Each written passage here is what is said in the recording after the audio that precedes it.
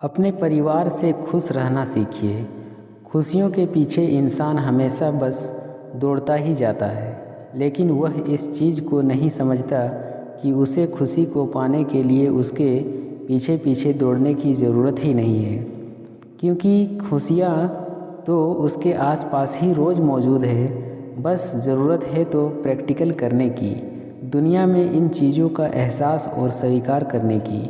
खुशी एक ऐसा शब्द है जिसे सब अपनी ज़िंदगी में हर रोज़ हर समय महसूस करना चाहते हैं। चाहे रिश्ते हो या फिर नौकरी, सभी में कहीं ना कहीं व्यक्ति खुशी का भाव तलाशने की कोशिश करता है। इस एक भाव के बिना पूरा जीवन न सिर्फ नीरस हो जाता है, बल्कि वह जीते जी नर्क जैसा बन जाता है। यही तो वजह है कि कभी कभी लोग सिर्फ खुशी पाने के लिए करोड़ों की दौलत तक को छोड़ने को तैयार हो जाते हैं। अक्सर यह सोचा जाता है कि खुशी पाने के लिए बहुत मेहनत करनी पड़ती है, लेकिन सच तो यह है कि इसे अपने जीवन का हिस्सा बनने के लिए आपको सिर्फ कुछ चीज़ों का ख्याल रखने की ज़रूरत है। इनमें से ज़्यादातर आपके अपनों और आपसे खुद से जुड़ी चीज़ें होती हैं। इन्हीं के बारे में विस्तार से आप इस वीडियो में जान और समझ सकेंगे।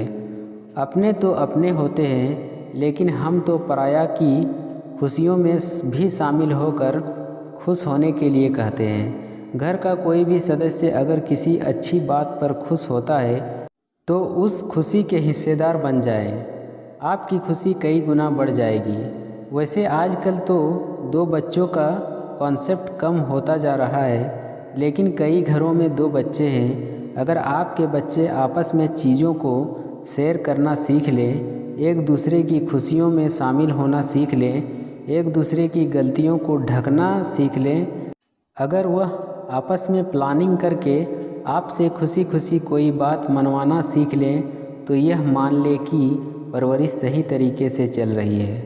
घर में खुशी का माहौल है, और सबसे अहम कि उनकी बातों में, उनकी योजनाओं में शामिल होकर खुश होना सीखें।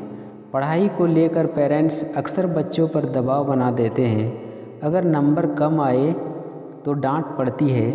बच्चा ईमानदार हो, मेहनती हो, स्मार्ट तरीके से काम करता हो, तो इसकी गारंटी ज़्यादा है कि आगे चलकर पेरेंट्स से आगे निकल ही जाएगा। इसीलिए 75 से 80% या इससे कम भी नंबर आ जाए तो इसे सेलिब्रेट करें और आगे के लिए प्रोत्साहित करें। आजकल लोगों से पैसे ले लो लेकिन वक्त ना लो। वक्त की यह किल्लत रिश्तेदारों के लिए तो होती ही है, अब अपने परिवार के लिए भी होने लगी है। अपने बच्चे, अपने माँ बाप के लिए भी लोगों के पास वक्त नहीं होता है।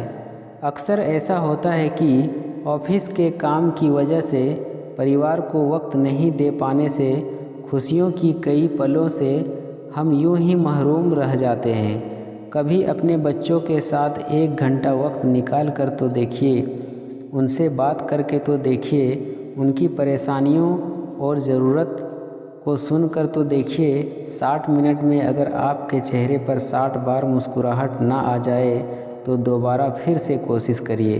शायद बच्चों को समझने में वक्त लग रहा हो, यह कोशिश जारी रखें। एक बार बच्चे आपस में अपनी बात शेयर करना सीख गए तो यह अच्छी परवरिश की निशानी भी बन जाती है।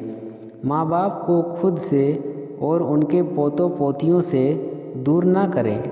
उन बच्चों में वह अपनी छवि देखते हैं। बुजुर्ग भी बच्चों की तरह ही होते हैं, वे भी छोटी छोटी बातों पर बहुत खुश हो जाते हैं। अगर आपने उनसे बैठकर 5 मिनट भी हालचाल ले लिया तो उनकी बूढ़ी रगों में खून की रफ्तार तेज़ हो जाती है और आपको संतुष्टि अलग से मिलती है कि अपनों का हाल जान लिया है। अगर हमारी ज़रूरतें ज़्यादा हो, वे पूरी न हो पाए तो हम दुखी होंगे ही। बहुत पुरानी एक कहावत है कि किसी भी घर में कलह का कारण अक्सर मुफलिसी ही होती है। पैसे की तंगी की वजह से हमारे शब्दों के चुनाव अक्सर गलत हो जाते हैं, फिर विवाद बढ़ता जाता है। ऐसे में खुद को पूरी तरह ज़रूरतहीन बना लेना तो मुमकिन नहीं, लेकिन अपनी ज़रूरत को कम कर लेना आसान है। रहीम की यह पंक्तियाँ अपने आप में ही बहुत कुछ कह देती है। चाह गई चिंता मिटी मनवा बेपरवाह, जिनको कुछ नहीं चाहिए वे साहन के साह। इसका अर्थ है जिन्हें कुछ पाने की इच्छा नहीं वे राजाओं के भी राजा होते हैं, क्योंकि जब उन्हें किसी चीज़ की चाह नहीं है तो कोई चिंता भी नहीं है, इसलिए उनका मन भी बेपरवाह होता है। अगर ज़रूरतें कुछ कम कर लेते हैं तो मन पर तनाव कम होने लगता है, क्योंकि खर्च कम हो जाता है।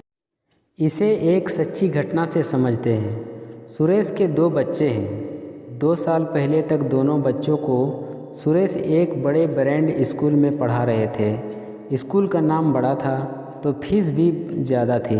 सुरेश को हर महीने या फिर 3 महीने में एक मोटी रकम स्कूल को देना पड़ता था।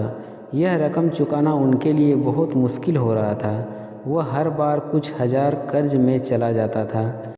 घर की बाकी ज़रूरत पर अक्सर समझौता करना पड़ता था। यहाँ तक कि बच्चों को उनके जन्मदिन पर कपड़े देने, छोटी सी पार्टी देने के बारे में भी सोचना पड़ता था। इसी वजह से घर में अक्सर लड़ाई होती थी। इसका सब असर बच्चों पर भी पड़ रहा था। उन्हें बिना वजह डांट सुननी पड़ती थी, वे भी तनाव में रहते थे। सुरेश ने पत्नी से इस मामले पर कई बार चर्चा भी की थी। वह तैयार तो होती थी, लेकिन लोग क्या कहेंगे यह सोचकर टाल देती थी, और सुरेश की भी इनमें मौन सहमति हो जाती थी। आखिरकार स्थिति ऐसी हो गई कि सुरेश पर कर्ज काफ़ी बढ़ता गया। फिर सुरेश और उनकी पत्नी ने कम फीस वाला अच्छा स्कूल को खोजना शुरू किया। एक पसंद का स्कूल मिल गया। वहाँ उन लोगों ने अपने बच्चों का एडमिशन करा दिया। यहाँ पर फीस पुराने स्कूल से 50% कम थी। अब बच्चे क्लास में बहुत अच्छा परफॉर्म कर रहे थे। चीज़ें काफ़ी कंट्रोल में है। हर दिन का तनाव कम हुआ है। अब छोटी छोटी चीज़ों में खुशियाँ खोजी जाने लगी है। कहने का मतलब साफ है कि ज़रूरतें कम करिए, ज़रूरी ना हो तो खर्च ना करिए, सेविंग की आदत डालिए, ताकि जब पैसे की अतिरिक्त ज़रूरत हो तो किसी से मांगना ना पड़े। देखिए, खुशियाँ कमरे के अंदर आपके साथ ही होगी। किसी भूखे को खाना खिलाकर, किसी ज़रूरतमंद की मदद कर जो खुशी मिलती है वह शायद ही किसी दूसरे काम में ना मिले।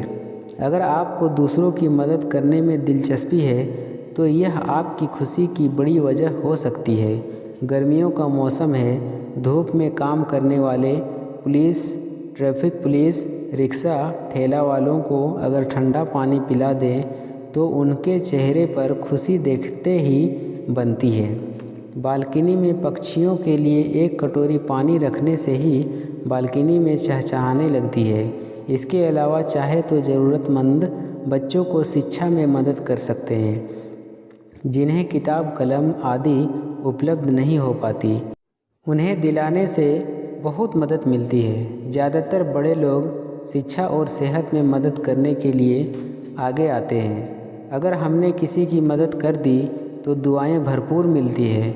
यह दुआएं हमारी खुशियों की जमा पूंजी होती है। और यह भी सच है कि हर शख्स को किसी न किसी चीज़ का शौक़ ज़रूर होता है, लेकिन ज़िंदगी तो जीतने की जंग में खुद से ही हारने लगता है। लोग शौक़ को भूल जाते हैं। ऐसे में भूले हुए शौक़ अगर खुद आकर कहे हमें क्यों भूल गए, आ जाओ फिर से अपना बना लो, तो अंदर की खुशी झलक पड़ती है। वैसे ही जैसे बरसों पुराना कोई बचपन का यार या प्यार अचानक ही सामने आकर हेलो कह दे। इसलिए खुशी को लाने की पहली सीढ़ी है शौक़ को भूलना नहीं, उसे पाल लेना। गीत, संगीत, डांस कुछ भी हो। इसके अलावा अगर कुछ भी रचना करने का शौक़ हो और उसे मिस कर रहे हों तो अच्छी तरह याद कर लें, चाहे वो जो हो, हमेशा खुश रहना।